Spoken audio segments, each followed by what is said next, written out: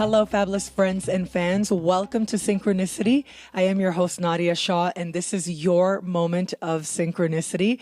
I'm just very, very happy and grateful in this moment. I think one of the greatest things about doing this show is that I get to talk to these astrologers whose work I've loved, who write brilliantly, and I get to learn even more as I talk to them on camera, and that you're here to share the experience and hopefully are inspired in some way as well.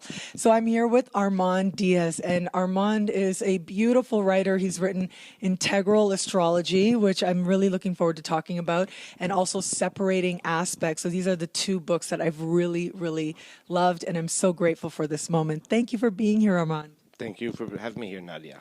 So we are at the SOTA Conference right now. And so I saw your talk yesterday, which was so great.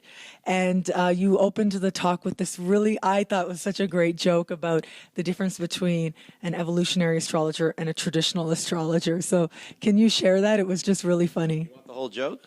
Whatever you want to share. Give the punchlines, you know. Well, okay, so we have a new client goes for the first time to an evolutionary astrologer. He's recommended by a friend and says, I've had my house for 3 years and I need to sell it and I don't have a lot of equity in it, so I got to find a really good time to maximize the price, and I really want to get out of here with as much money as possible. And the evolutionary astrologer looks at the chart and says, what I see here is that you've been running from things your whole life. You never feel settled any place. And perhaps in a past life you were persecuted and you needed to move on all the time, but really what you need to do now is to understand that you can stay in the same place. You can become rooted wherever you go. You need to feel at home and secure where you are. And the client says, well, thanks, and he pays a little bit, and he leaves. And across town, another client goes to a traditional astrologer and says, the thing is that I never feel comfortable. I just moved here 3 years ago, and I'm moving again. I don't know what it is. I always feel like I'm being chased. I know that there's no rational reason for that. I know that there's, I'm safe here in my mind, and yet I just always feel I need to move. I don't know what's going on. Can you tell me anything? And the traditional astrologer looks at the chart and says, you should sell your house in June. I love that joke. And the reason I love that joke is because I think it says something about listening to clients, listening to what they're actually telling you so that you can actually serve them best, but also use astrology to not only what it is that they need, but actually use it in a way that honors the tradition, but honors the evolution as well. So I think that that's what I understand integral astrology about. So explain a little bit about how you define and understand integral astrology. Well, we have many different types of astrology. There isn't one type of astrology. There's many types of astrology, and they're all valid. They all can do something for someone. And they all have something about them that is good, something about them that is true. However, they're all very different from each other. Not too different from the situation with, say, psychology or the social sciences. But maybe with astrology, we don't really know how to understand where the different types of astrology fall in. The difference between traditional astrology and evolutionary astrology, they're really asking and answering very different types of questions. And so what we need to do is to have a framework for understanding the different types of astrology, and that's what I'm doing with integral astrology, is to show that there is a way to integrate and to look at all of the different types of astrology. And really, there's not only many different schools of astrology, the different traditional schools. There's modern Western astrology, there's sidereal Western astrology, there's Persian astrology, there's Indian astrology, there's Uranian astrology. It goes on and on and on. But even each practitioner within each of those schools will have a different approach and will do things in a different way. And so how can we understand that diversity? The two approaches that I think we have so far is, on the one hand, to say, well, everybody can do their own thing, let 1,000 flowers bloom, whatever goes, it's fine. Or alternatively, no, I got the real astrology and the rest of this is BS, and that's those are the two extremes. Everything's cool or only I'm right. And neither one of those is really satisfying. And if you've had experience with different types of astrology, you can see that everybody has something to say. Everybody's brought something to the table, but we haven't organized it yet. And so that's what I'm trying to do. And so give me an example, because a lot of students of astrology like to watch this show. Thank you. And so I would love to get them thinking a little bit more in depth with the chart. And so maybe you can give a concrete example, or maybe you can think about some of the different ways to actually blend together. I know, just like we said in the beginning, it does start with listening to what the client wants, but what are some of your approaches in terms of, and maybe what different schools really appeal to you as part of meeting the client's needs, but also really being the best astrologer that you can be? Well, those are two different things. Those are really two different things. I think clients come in very frequently with little or no experience of astrology, and they don't know what to expect.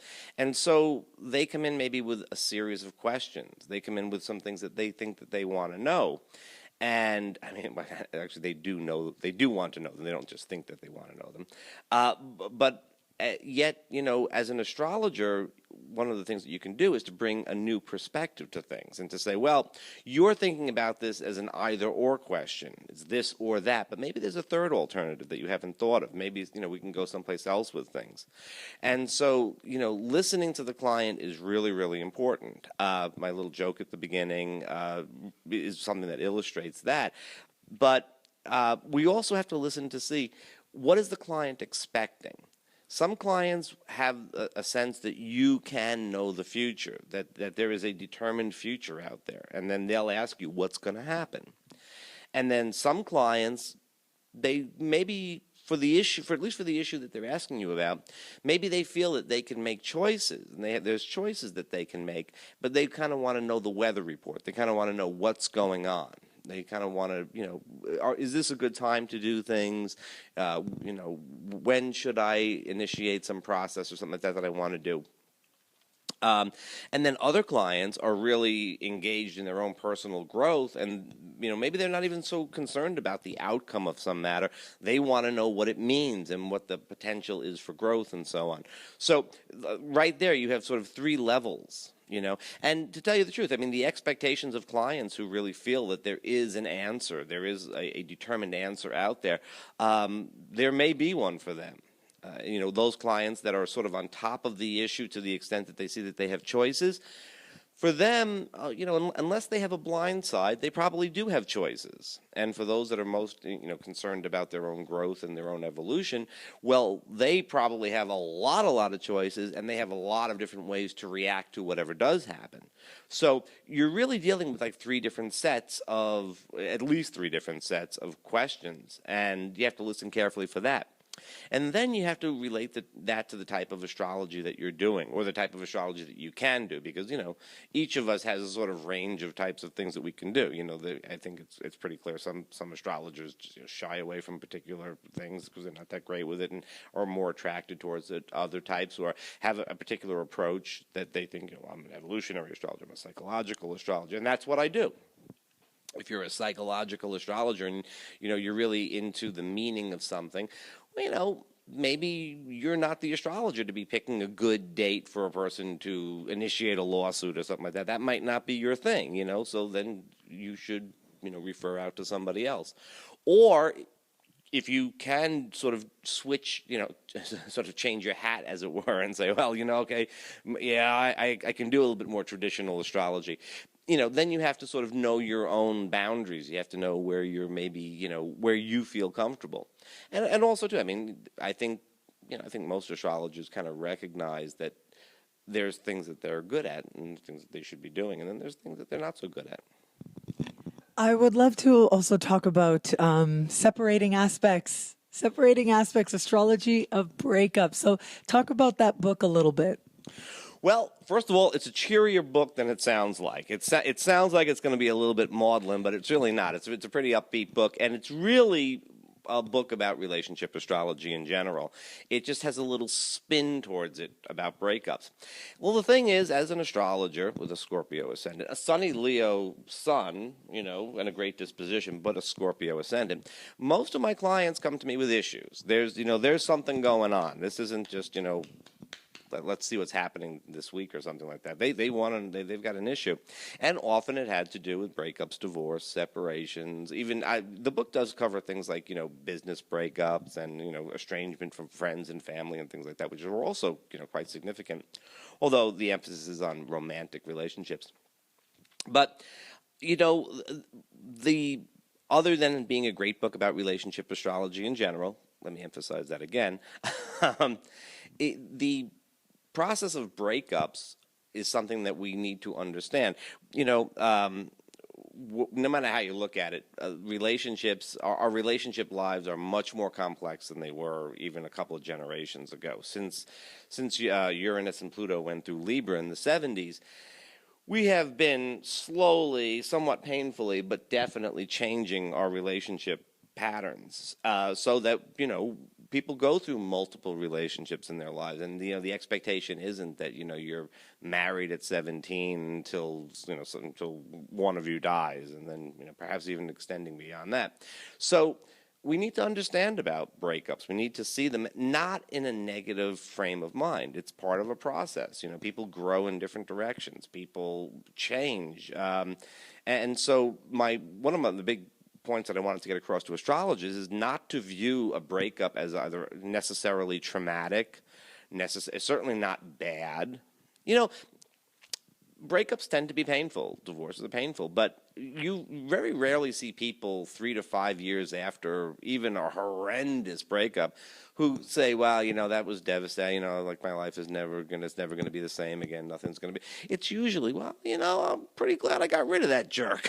You know, that's usually what happens with time. Usually, it is a growth experience, and people recognize it. And so, I wanted to make sure that astrologers could see things that way, to see it as a growth process for the client, and not something like, "Oh, well, we got to keep this relationship together." And the book is actually practical. There's like practical techniques. Can you share again for students of astrology out there some practical techniques? Like, for example, in romantic relationships, Venus and Mars are usually the planets we think about immediately, and especially when you're beginning in astrology. And so maybe can you talk a little bit about the role of, let's say, Venus in terms of relationships and breakups, especially? Yeah. We do think about Venus. You know, I'm glad you say that we think about Mars, because I'm not sure all astrologers think about Mars. And I think Mars is, I mean, it is something to do with the male archetype, not the entire male archetype, but it's part of it. And it's sexuality, which is very important in relationships. And I think that astrologers have tended to shy away from that. I don't know that that's necessarily something that we really deal with so overtly. But with Venus, yeah, Venus, okay, a lot of people, we know a lot of things about Venus in relationship, because say, well, Venus in a relationship is going to describe the way that people relate, the way people feel that they should be relating with their partner, their expectations for the form that relationship would take. So let's say something like Venus in Libra, there might be a little bit more traditional view of relationship, whatever your tradition is, because after all, it depends upon your culture, it depends really upon your family, you know. But, you know, you're going to maybe have that traditional image, whereas Venus in Aquarius maybe, well, no, not so much. Maybe I can sort of innovate and change things, and I have an idea or an ideal for what a relationship should be.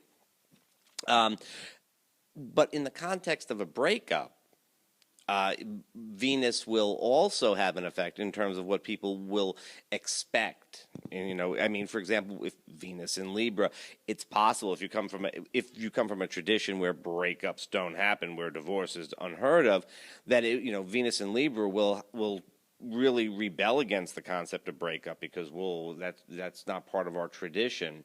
So that, you know, you need to look at things that way. The moon is really important in a breakup, because the moon is the security need. And, you know, I say look at the moon for relationships, because we have a lot of security needs that we get out in relationships. You know, we try to recreate or create the relationships that we saw our parents having, or that our parents had with us. You know, so in a sense, you want the partner to be this kind of model of either what you had or what you didn't have, or what you saw or you didn't see as a child. And so the moon is really important. And then the moon in a breakup, how is the person going to comfort themselves? What are they going to do? You know, when my security that I've projected onto the partner, when that's gone, what do I do? You know, moon in Cancer. Well, you know, I'm gonna make sure I have a nice, safe place to live, and I'm gonna try to make myself a little nest, and, you know, get some food. Whereas Moon in Aries might be like, well, we're gonna gotta get back on the bicycle and go, try again and do something else. So I think that the Moon is really, really important. So everything that we know about the planets in relationship then has to be applied to breakups. Is there anything else? You've been so generous with your time. I thank you so much. Is there anything else that you want to share about your work, your inspiration? Anything else you'd like people to know about astrology? Why do you do astrology? Let me ask you that. Why do you do astrology? Is that a good question? I think it's a good question. It's a good question. I don't know about a good answer. That might be a little bit. It's the thing I do because it's the thing that is most in concert with who I am. At least at present, it's a marvelous, never-ending fascination. It is as deep and sometimes as shallow as you want it to be. It applies to almost everything. You can look at everything through the lens of astrology. It's a fascination. It is an absolute fascination. So.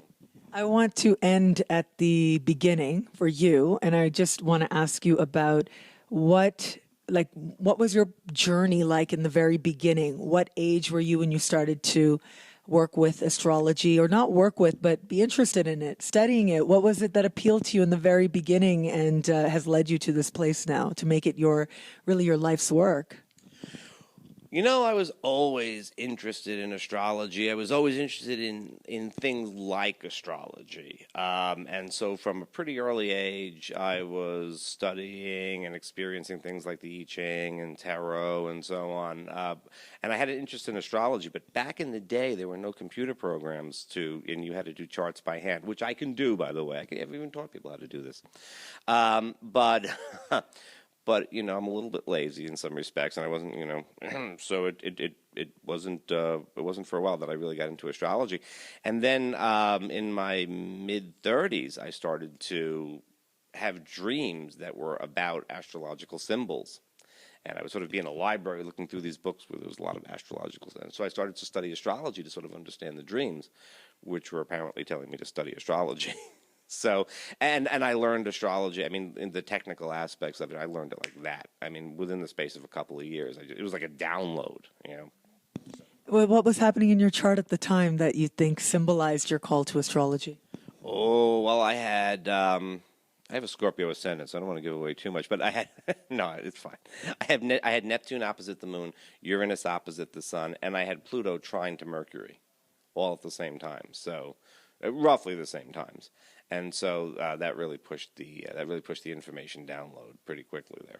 Well, I'm really, really glad that you did follow the impulse and share, because I know that I feel better for having been exposed to your learning, your lessons, your inspiration, the things that you downloaded. And so thank you so much. And thank you so much for this moment with you as well. Well, thank you so much, Nadiya. It was wonderful. Thank you.